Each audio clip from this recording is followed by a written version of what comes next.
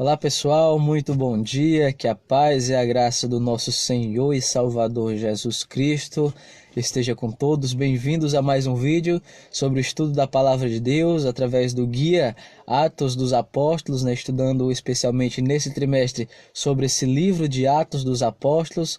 Que o Senhor Jesus nos abençoe no estudo da sua palavra. Hoje, quinta-feira, 19 de julho, a lição tem como tema a segunda prisão dos apóstolos. Ontem nós estudamos um pouco sobre os apóstolos foram presos, foram retidos pela primeira vez pelo Conselho do Sinédrio e eles foram liberados após um dia. Hoje é a segunda prisão dos apóstolos e a lição inicia nos dando o seguinte comentário.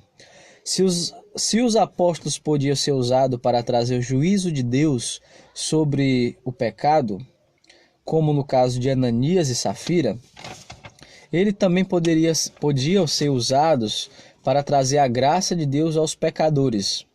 Seu poderoso ministério de cura, em Atos 5, versículo 12 ao 16, era uma prova tangível de que o Espírito de Deus estava atuando por meio deles.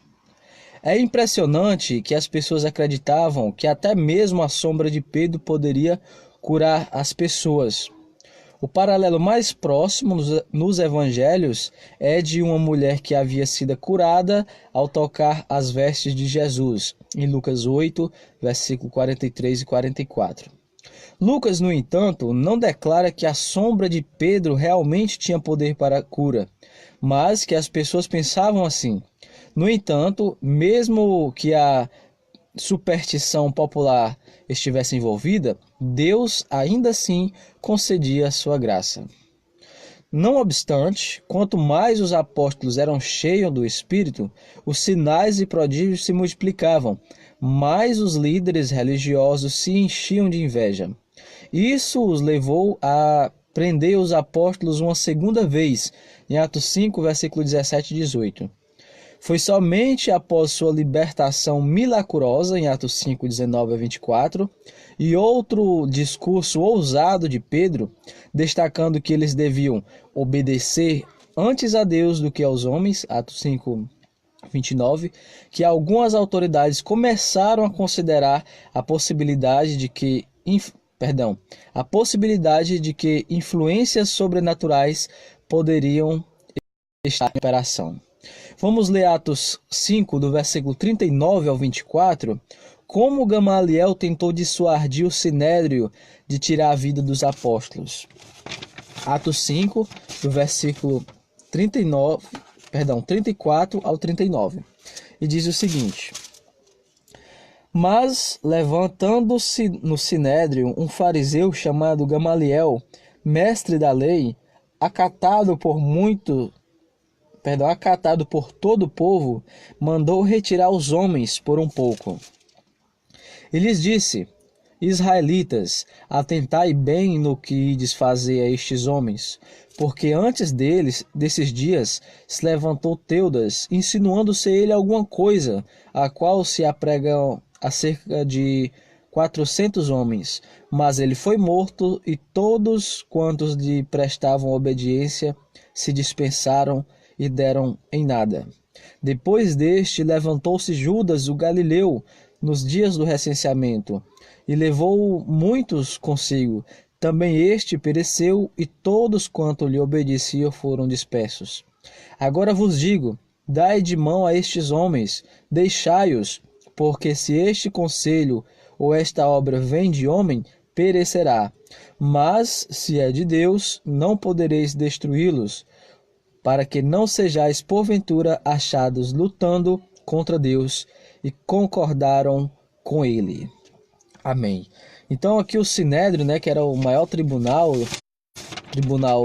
religioso, também religioso, era composto por fariseus, e saduceus, mas a maioria era saduceus. E tinha alguns poucos fariseus, mas os poucos que tinham eram bastante influentes. E Gamaliel era um fariseu e um doutor da lei. Ele era tão altamente estimado pelos judeus que se tornou conhecido como Rabã, que quer dizer nosso mestre, em vez de simplesmente Rabi, que quer dizer meu mestre. E Paulo, inclusive, né, foi um dos seus discípulos, lá em Atos 22, versículo 3. Gamaliel relembrou outros dois movimentos rebeldes na história recente de Israel, que também haviam atraído seguidores e causado tumultos.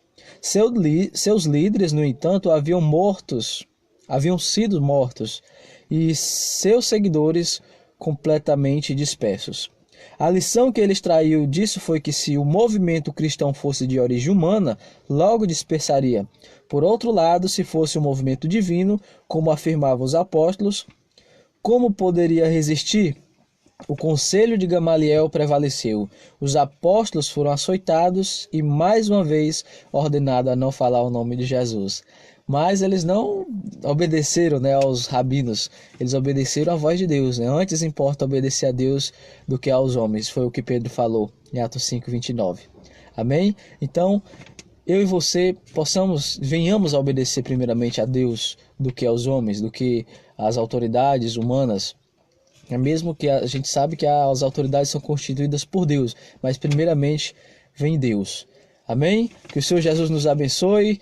Até amanhã. Compartilhe esse vídeo no YouTube, no Facebook. Deixe seu like também lá no nosso canal no YouTube. Se você não é inscrito ainda, se inscreva. Ative as notificações. E até amanhã, se o Senhor nos permitir, com mais um vídeo para a honra e glória dele.